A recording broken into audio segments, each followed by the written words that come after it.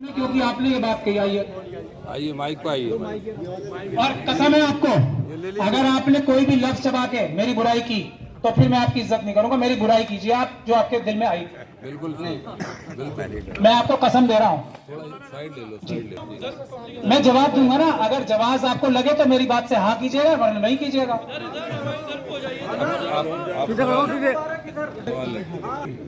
मैं अर्ज कर रहा था आपसे, मेरा सवाल ये है, कोई भी आदमी हो, आपने ये जुमला कहा था और मुझे उस पर ये कहना था कि पहले थे लोग सही फतवा देते, अब नहीं है। तो अगर जब ये फतवा देने वाले लोग ख़त्म हो जाएंगे तो फिर तो सारा निज़ाम ख़त्म हो जाएगा। किसी न किसी पर तो हमें एतमाद करना ही पड़ेगा। ऐसा नहीं है कि दुनिया में कोई आदमी सही फतवा देने वाला नहीं है आज की तारीख में। अगर ऐसा है तो फिर तो सारे गुमराह लोग हैं, बशमूल हमारे बशमूल आपके, फिर तो कोई सही है ही नहीं, ना आप न मैं। शुक्रिया। चाहिए अभी आप शायद मेरी बात का मकसद नहीं समझे, तो आपका सवाल ही नहीं है। फिर मेरा मकसद ये था, पॉलिटिकल फतवे देने वाले कुछ लोग थे, वोट की बात हो रही थी, वोटों की बात हो रही थी सिर्फ। आप सुनिए आगे, मजहबी मसला था नहीं, शरीयत वो नहीं था। अभी सुन लीजिए, मजहबी बारे में भी बता रहा हूँ, मजहबी बारे में भी कह रहा हूँ, मेरी कोई ऐसी बात नहीं है। मजहबी मसले के बारे में मैं बाद में बात करूंगा। अगर आप इस बारे में बताइए, मैं फतवे उनकी बात कर रहा था कि एक जगह से ऐलान होता था कि मुसलमान इस जगह वोट देंगे, मेरा सिर्फ वोटों से मकसद था। वो पहले थे, लेकिन मैंने उसके बाद ये भी कहा कि वो लोग भी ठीक नहीं थे। लेकिन एक चीज अच्छी थी कि एक जगह से तय हो रहा था। वो लोग ठीक होते तो आज हमारी ये हालत नहीं होती। मेरा ये पॉलिटिकल बात थी। अब आप मजहबी बात करना चाहते हैं तो पहली बात, मैं मजहबी नहीं कर रहा, मैंने मजहबी की नहीं। मैं जो जनरल बात हूँ मैं कह रहा हूँ। हाँ। अब आपने जो कहा है कि पहले लोग होते थे, उनके कहने से लोग एक तरफ होकर के मुत्तहिद होकर के वोट करते थे। जी ठीक जी। अब हम यहाँ इतने सारे लोग बैठे हैं, कोई समाजवादी से ताल्लुक़ रखता है, कोई बीएसपी से ताल्लुक़ रखता है, कोई कांग्रेस से ताल्लुक़ रखता है, मुख्तलिफ पार्टी से हम लोग सब ताल्लुक़ रखते हैं। बेशक। अब यहाँ हमारे जिम्मेदार लोग भी हैं। आप अपने मन से अगर यूँ कहें सब मिल यहाँ पर कि सबको समाजवादी को वोट देना, तो क्या लोग जितने जिम्मेदार लोग हैं, पार्टी के वर्कर्स हैं, सदर अध्यक्ष फला फला हैं, वो पार्टी छोड़ देंगे? वो आपकी बात मानेंगे? जब हम लोग अपने बड़ों की बात मानने को तैयार नहीं है, किसी की भी, हम किसी को बड़ा आदमी मानने के लिए तैयार नहीं है हम किसी को, तो हमें कौन क्या राय देगा? हैं? किसको वोट देंगे हम? बोलिए, किसको हम वोट देंगे? भाई मैं बीजेपी में हूँ, मैं समाजवादी में हूँ, मैं उसमें हूँ, तो कैसे मुत्तहिद होंगे? एक मिनट पहले इनका जवाब पहले नहीं चलो, पहले आप आइए, इधर आइए। कहाँ जा रहे हैं? अभी जाइए नहीं, अभी बात कर रहे हैं। सवाल अधूरा, ये माइक राउंड करो, माइक नहीं एक मिनट आते, नहीं मैं इनका जवाब दे दूं। सवाल के बाद होगा। अच्छा ठीक है, कुछ अच्छा आपसे मिला जुला ही मामला है। ठीक है, ठीक। आपने एक बात, अस्सलाम वालेकुम, वालेकुम सलाम। आपने एक बात ये कही, जो फतवे की बात आ रही थी कि कुछ लोग फतवा देते हैं कि हम कहाँ जाए मजहब से हटके। अभी मजहब की बात नहीं हो रही थी। नहीं, आपने मजहब से हटके कहा ना। मौलाना साहब ने मजहब को शामिल कर लिया।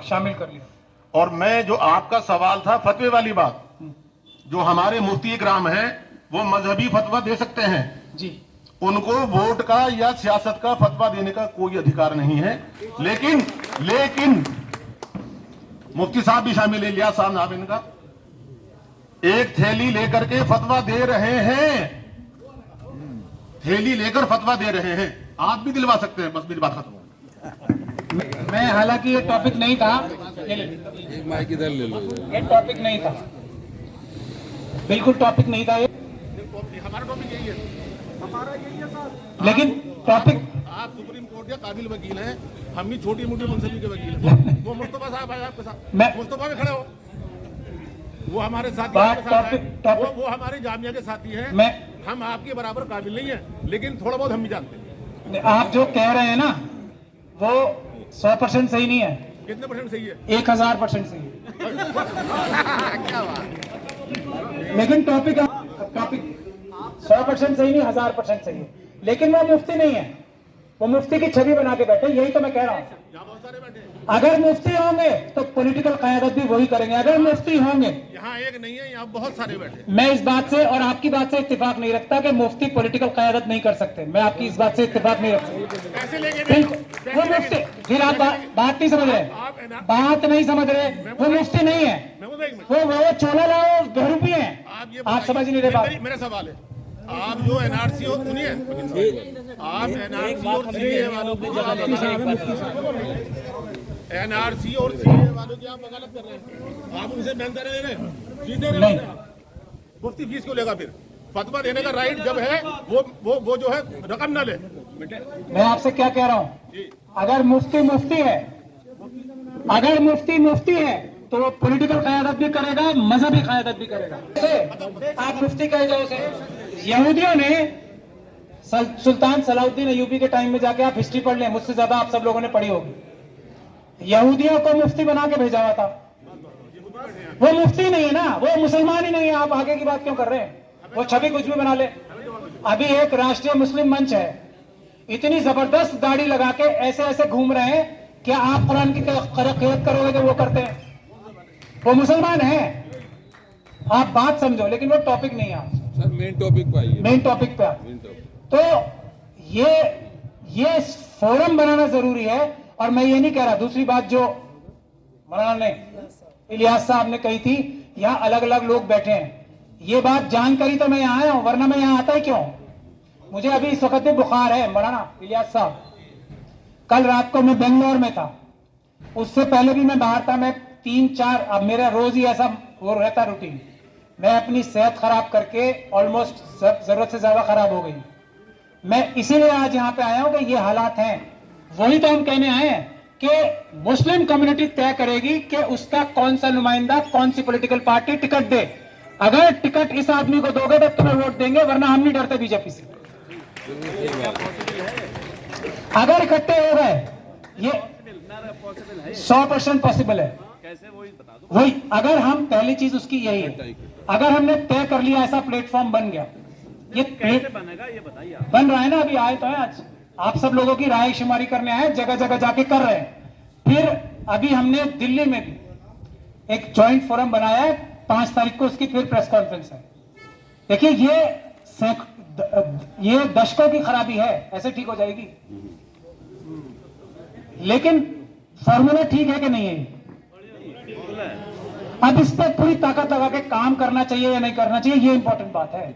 जानना चाह रहा हूं होगा कैसे? होगा ऐसे ही कि कौन लोग ऐसे हैं जिनको पूरी कम्युनिटी मिलके तय करेगी कि हम तुम पे विश्वास करते हैं, उससे कौन कौन सी कुर्बानी चाहते हैं, ये तरीका है। अभी आप देख रहे हैं, मैं अभी आप देख रहे हैं यहाँ पर माइक दे दीजिए। इशारन, जबकि आपकी इंटेंशन बिल्कुल ये नहीं थी जानी चाहिए कि मैं क्या कहना चाह रहा, आपकी पॉलिटिकल थी सारी जितनी भी बात थी, लेकिन यहीं पर हमारे भाई बैठे हुए जो हमारी अगुवाई करने का दावा कर रहे हैं, वो ये कह रहे हैं कि साहब ये बात क्यों कह रहे हैं आप, जबकि वो सवाल ही आपका नहीं था। तो जहाँ इस तरह के हालात हों, अभी दूसरा सवाल, यहाँ अभी एक सवाल आपने किया कि पहले थे इस तरह के लोग, अब नहीं है। आपने कहा, आपने किस सेंस में कहा, ये सब लोग जो सेंसिबल लोग जान रहे हैं क्या कह रहे हैं, लेकिन यहीं से फिर एक सवाल हो गया, आप बिल्कुल सही कह रहे हैं आप। तो कहीं ना कहीं इस तरह के हालात हर जगह पर है, यही नहीं है नगीना में, गांव गांव में है। मैं तो ये कहूंगा इस कम्युनिटी में घर घर है, भाई भाई की बात मानने को तैयार नहीं है। तो ऐसी हालत में कौन सा फॉर्मूला है ऐसा कि हम इस तरह की बात के एक आदमी या एक कमेटी हमारी ये तय कर ले और उसके बाद सारे के सारे लोग मान जाएं? मैं तो ये नहीं समझता हूँ कि आज के टाइम में ये पॉसिबल है। अगर है पॉसिबल तो आप बताएं कैसे है। देखिए, मैं चूंकि स्टूडेंट रहा हूँ, टीचर भी रहा हूँ, कहते हैं कि जरूरत साइंस की जरूरत है। साइंस जो है, कोई जरूरत होती है कोई, तो उसमें साइंस हो जाता है। साइकिल बनी थी, उसमें बैठ के चलना सीखा, 3 पहियों रिक्शा बनी, 4 पहियों बनी, जरूरत के आसार के साथ। आज हमें जरूरत थी, इतने ज़्यादा पिट चुके हैं, इतने ज़्यादा खिल चुके हैं, इतने ज़्यादा परेशान हो गए हैं कि हमारे पास अल्फाज नहीं है उन परेशानियों को दोहराने का। अच्छा, ठीक है। आज कहीं ना कहीं सब मिल करके मसले का हल निकालना ही है, बस उसकी कोशिश करें, तरकीब में करें।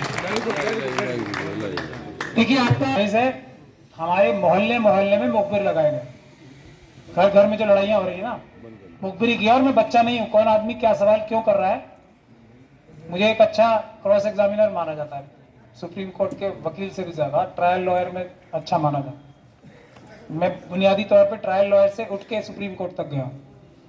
तो उसमें सबसे अहम बात ये होती है क्रॉस एग्जामिनेशन में कि कौन आदमी किस मंशा से क्या जवाब दे रहा है वो समझना। तो मैं बच्चा नहीं हूं, मैं एग्जैक्टली जानता हूं कौन आदमी क्या सवाल क्यों कर रहा है। मजहब का इस्तेमाल हम जैसे लोगों को चुप करने के लिए तो किया जाता है कि जैसे ही अल्लाह का नाम आएगा हम लोग अपने हथियार डाल देंगे। हम नहीं समझते ये बात क्या? सही कह रहा हो, सही कह रहा हो, बिल्कुल हम बेवकूफ हैं अल्लाह के नाम। क्योंकि हमारा हथियार फौरन नीचे हो जाएंगे। रसूल का नाम ले दो, अल्लाह का नाम ले दो तो हम अपने हथियार छोड़ देंगे। हम इस साजिश को बहुत दिनों से समझ रहे हैं और बहुत सोच समझ के ये हम काम पे चल रहे हैं। एक एक आदमी को आइडेंटिफाई करके, अगर वो अमित शाह से डर रहे हैं ना तो हमसे भी, हमारी टीम से भी डरे। आइडेंटिफाई कर करके जेल भिजवाएंगे इंशाल्लाह, हम छोड़ेंगे एक को भी। बिल्कुल सही बात है। जो मुखबिर हैं, यहीं से ऐलान कर रहा हूं, जो मुखबिर है, प्लान मैंने सब बना रखे, एक भी मुखबिर को नहीं छोड़ा जाएगा। तो मुखबिर भी तय कर ले। अभी बहुत सारे लोग अमित शाह के पास रात को छुप के जाते हैं ना, मुझे ही पता लगा था, आरएसएस के लोग ही बताते हैं जो उनमें से भी है ना, आपस में उनमें ही बहुत लड़ाई है।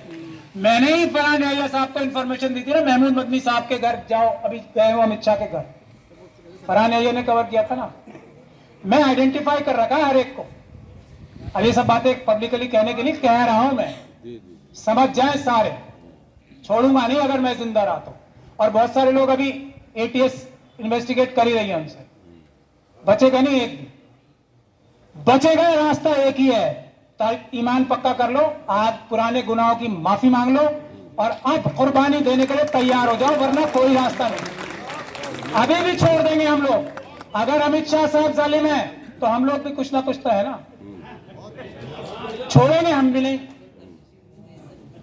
यही जबान समझ में आती है तो यही सही लाइन लगी हुई है जाने वालों की। अभी बहुत सारे जा रहे हैं, बहुत सारे और जाएंगे, तो उसमें कहीं ना कहीं हमारा भी हाथ है। मैं बता रहा हूं, एलानिया बोल रहा हूं। मुखबिर लेकिन जो ईमानदार है वो नहीं। मुखबिर अगर ये कहें कि आज के बाद से नहीं करेंगे, अल्लाह तौबा कर रहे हैं, तो फिर छोड़ दिया जाएगा। दिल्ली में भी एक जा रहे हैं चेयरमैन साहब, मैं भिजवा रहा हूं, मैंने बोला है, वक्फ की उन्होंने हजारों करोड़ की जमीन चुराई थी और वो सारे दामद बरकातू है ना, उनको बचाने के लिए लगे, मैं बचा ले। कल बेल रिजेक्ट हुई है, बचा लें।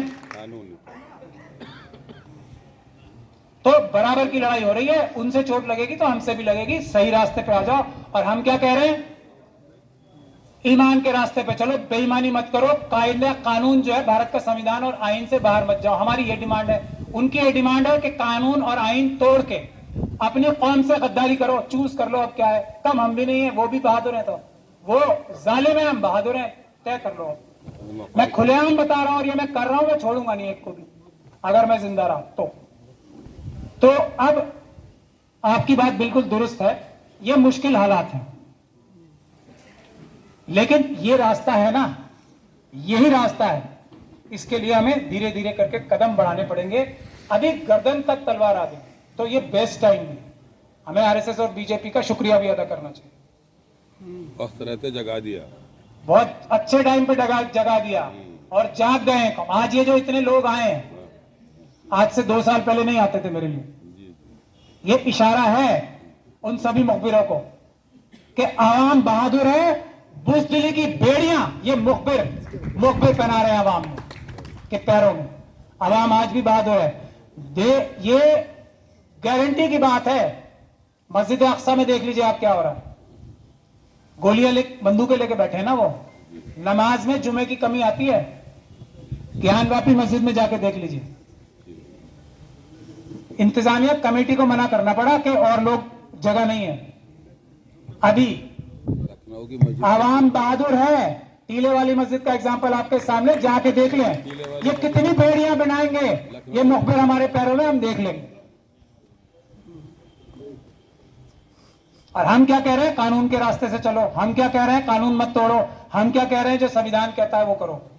तो अपनी बात खत्म करने के लिए मैं यही कहूंगा कि उसका टेस्ट ये होना चाहिए। पहली चीज, जो जेल जाने से नहीं डरता हो, जेल जाने के लिए बेकरार हो, वो ऐसी कमेटी में बैठेगा। तैयार नहीं, बेकरार हो। वो लोग जो बेकरार है वो बैठेंगे ऐसी कमेटी में। जो कांस्टेबल को देख के पीछे कदम हटाते हैं वो इस कमेटी से मतलब ही नहीं उनको। हम देखेंगे ना, पुलिस हमारी नौकरी तो है, संविधान चलता है ना अभी भी। हौसला करो, मुखबिरों के लिए भी मेरा पैगाम है, थोड़ा सा हौसला करो। मुझे पता है 90% मुखबिर भी अपनी राजी खुशी से मुखबिर नहीं है, मजबूरी से है। हौसला थोड़ा सा करो, आजादी की जिंदगी जियो, आजादी से सांस लेना सीखो, बहुत मजा आएगा जैसे पहले आता था। तो पहला ये, दूसरा ये कि पीसफुल प्रोटेस्ट करने को तैयार हो। वैसे तो एक ही चीज में सब चीजें पूरी हो जाती हैं, जेल जाने के लिए जो बेकरार है वही कायद है आज के दौर में, बाकी सब बेकार है। अच्छा, क्राइम करके नहीं, इसी रास्ते में, संविधान बचाने के रास्ते में। आखिर में ये सब चीजें भी बेकार होंगी अगर हम ईवीएम के जरिए चुनाव होने देंगे। तो पेपर बैलेट के जरिए ही चुनाव होंगे, उसके लिए भी आप पीसफुल प्रोटेस्ट करने के लिए तैयार हो। वक्तन फवक्तन हम अपनी कॉल्स देते रहते हैं। आगे आने वाले टाइम में एक और बड़ी, अब तो सारी पॉलिटिकल पार्टीज भी जो नॉन आरएसएस बीजेपी हैं वो सब एक प्लेटफॉर्म पे आ गई हैं। पेपर बैलेट से चुनाव नहीं हुए तो बीजेपी का आना ऑलमोस्ट नामुमकिन है। अगर ईवीएम से भी चुनाव होते हैं, हालांकि हम वो होने नहीं देंगे इंशाल्लाह, तब भी बीजेपी के आने के चांस कम है, लेकिन वो सोल्यूशन नहीं है, इतनी खुशी नहीं, 5 साल बाद फिर आ जाएगी। ये मेन बात ये है। और हो सकता है कुछ खरीदारी करके बीच में ही सरकार गिरा दी जाए। जो आज आपके सामने तजवीज में लेके आया हूं वो जरूरी है। अगर ऐसे निजाम हमारे बन जाएंगे, एक सेंट्रल कमेटी और हर पार्लियामेंट्री कॉन्स्टिट्यूएंसी पे तो कम से कम कमेटी बन जाए, तभी परमानेंटली आरएसएस और बीजेपी या इस जैसी सोच वाले कोई भी पार्टी हम देश की सियासत के कम से कम कुर्सियों से दूर रख पाएंगे। वो अहम है। बीजेपी को इस बार हराना इतना अहम नहीं है, क्योंकि 5 साल बाद अगर वो आए तो इससे ज्यादा ताकत से आएंगे, ये समझ लीजिएगा।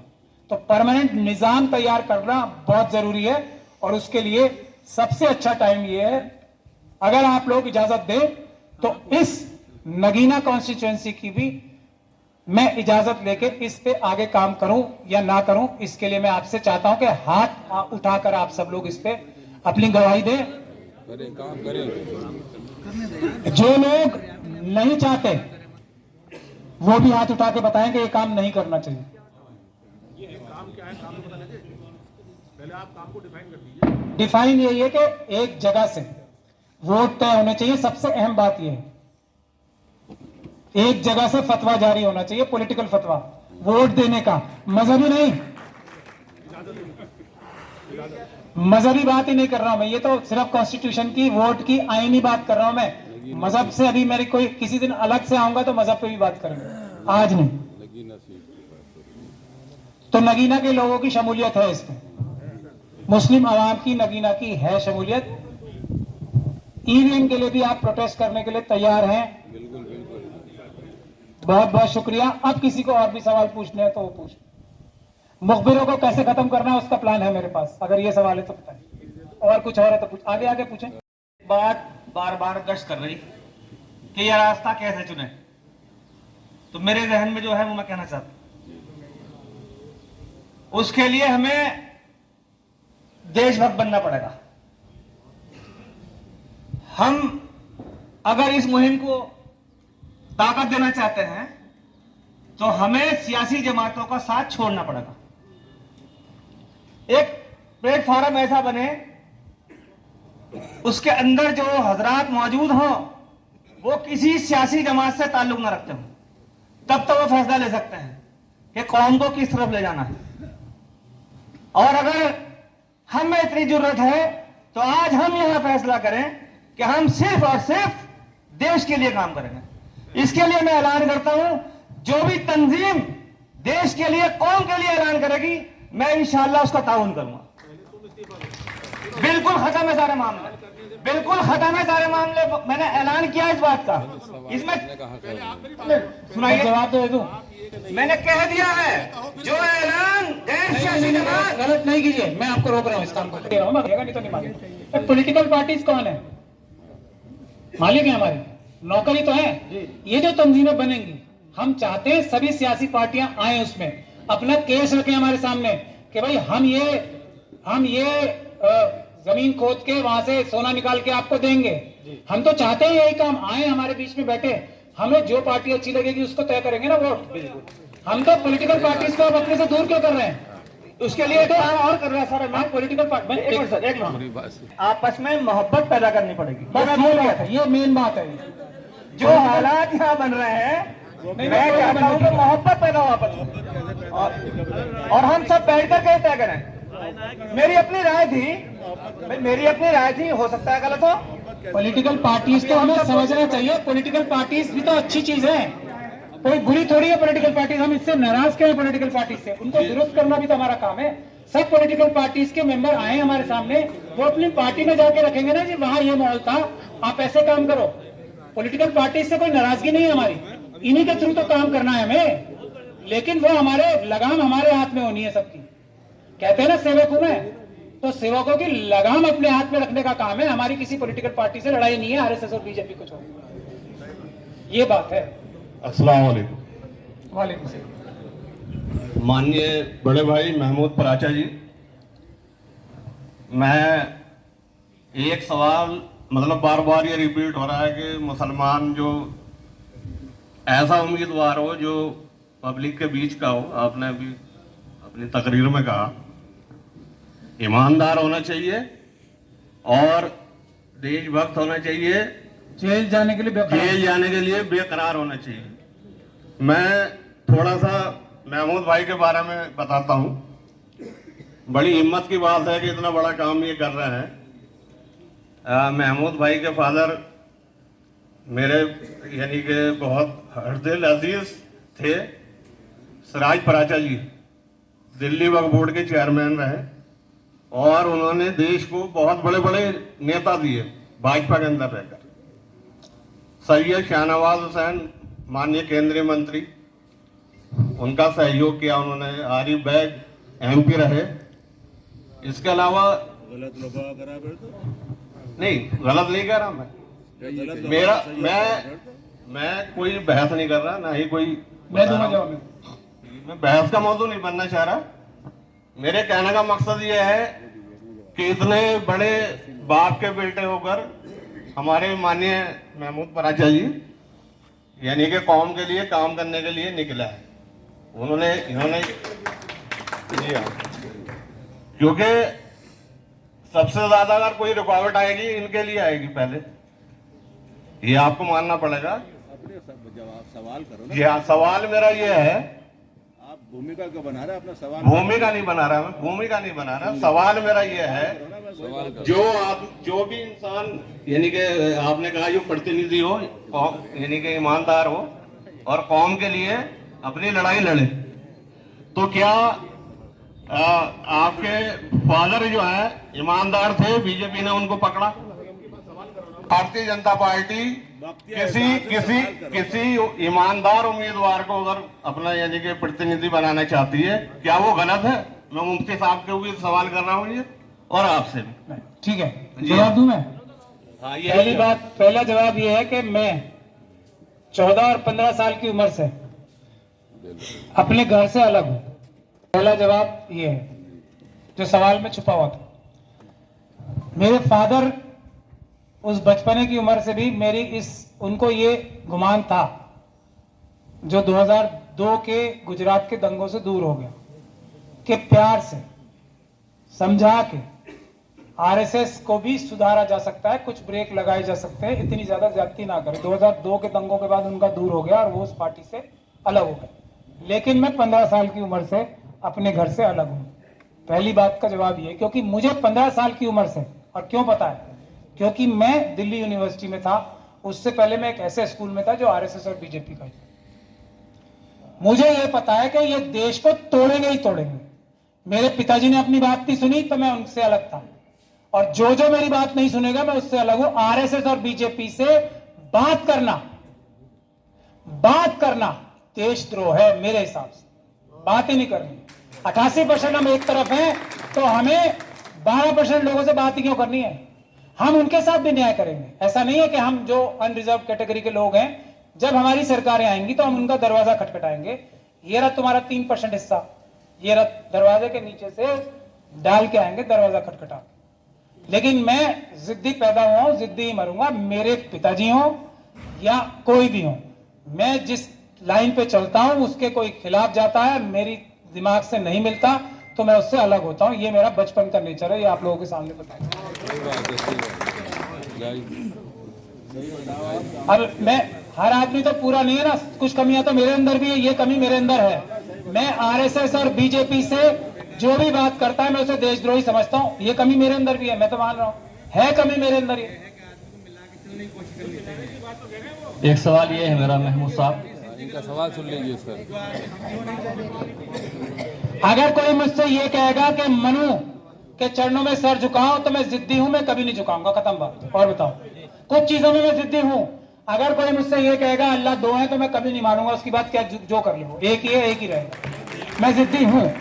और बताओ, तरफ से आवाज़ उठे कि फलां को वोट देना है, एक आदमी चुना जाएगा, ये तो नहीं होगा, जाहिर सी बात है, 5 पार्टियां हमारे नगीने में मसलन, तो 5 होंगे, 5 आदमी खड़े होंगे, हम एक ही आदमी को खड़ा करेंगे, अपॉइंट करेंगे कि भाई सब मिलकर इनको वोट दीजिए, जो हमारे हित की बात करेंगे, ठीक है। वो हमारे या तो MLA होंगे या MP होंगे।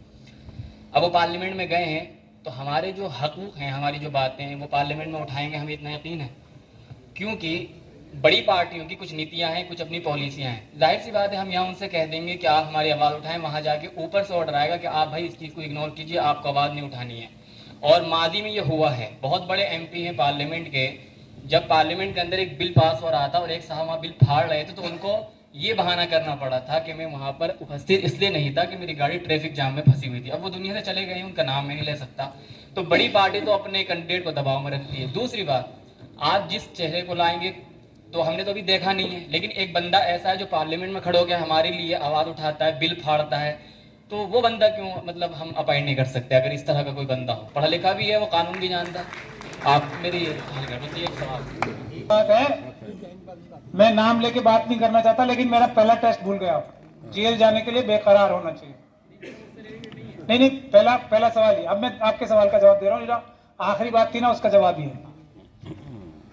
जेल जाने के लिए बेकरार नहीं है तो वो वैसे ही जीरो है, सब काम जीरो है इसके। अब जो ये निजाम है पॉलिटिकल पार्टीज का भी आप समझिए, निजाम ये है कि पॉलिटिकल पार्टीज जो है अपनी मेंबरशिप में इंटरनल डेमोक्रेसी होती है। जो किसी भी पॉलिटिकल पार्टी की जो नीति तय होती है ना कि इस बिल को सपोर्ट करेंगे, इस बिल का विरोध करेंगे, वो तय होती है। जो MP MLA है ना, उनकी जो लेजिस्लेटिव पार्टी का उनका ग्रुप होता है, वो बैठ के तय करता है। पॉलिटिकल पार्टी के लोग ऊपर से मुसल्लत नहीं कर सकते, ये बात समझने की है। जो हम निजाम बना रहे हैं ना, उससे जब मीटिंग होगी ना अंदर, एक्स पार्टी के लोग बैठ के जो लीडरशिप कहेगी कि जब मैं चाहता हूं किसी भी वजह से इसका मुखालफत करनी है, उसके सारे MLA अंदर वोटिंग होती है। एक्चुअली आजकल नहीं हो रही है, वो गलत बात है, लेकिन अगर ये सब बन जाएगा निजाम तो MLA को पता है ना, अगर मेरी गाड़ी में ट्रैफिक में जाम हो गई तो मैं गाड़ी चलाने वाला नहीं बनूंगा, अगली बार मेरी गाड़ी पब्लिक छीन लेगी और प्रोटेस्ट मेरे घर के बाहर होगा, गद्दार है तू। तो उस पॉलिटिकल पार्टी की जब मीटिंग होगी ना, CLP की या जो लेजिस्लेटिव LP की मीटिंग होगी, लेजिस्लेटिव कमेटी की उनकी, तो उसमें ये होगा, हर एक MP जो MLA होगा वो डरा हुआ होगा कि बाहर जाते जूते पड़ने हैं मुझे कि मान्यवर मेरे लीडर, मैं जान दे दूंगा मगर इस पे मैं साइन नहीं करूंगा। आप समझो, ये रेजोल्यूशन अंदर पास होता है, फिर पार्लियामेंट में या असेंबली में जाता है। ये इतना दबाव बन जाएगा और मुझे अगली बार भी तो जीत के आना है, मैं तो मुंह दिखाने लायक नहीं रहूंगा। ये वोट आप मत करो, ऐसे मत करो। दूसरी बात, मेंबर ऑफ पार्लियामेंट का और MLA का सबसे छोटा काम होता है असेंबली के अंदर और पार्लियामेंट के अंदर, सबसे छोटा। उसके अलावा जो एडमिनिस्ट्रेटिव निगरानी करना काम है वो ज्यादा बड़ा काम है। अभी मेंबर ऑफ पार्लियामेंट अपनी पूरी ताकत का इस्तेमाल नहीं कर रहे क्योंकि पॉलिटिकल पार्टीज का निजाम ऐसे बन गया। ये पूरे मुल्क का, मैं सिर्फ एक इलेक्शन की बात नहीं कर रहा हूं, पूरे मुल्क का जो आईनी निजाम है ना, अगर ये काम शुरू हो गया तो वो दुरुस्त हो जाएगा।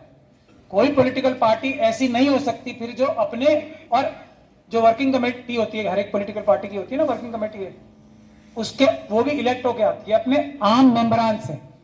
अब एक पॉलिटिकल पार्टी, किसी भी पॉलिटिकल पार्टी को सोच लीजिए जिसके वोट बैंक जो है एक पर्टिकुलर कम्युनिटी का है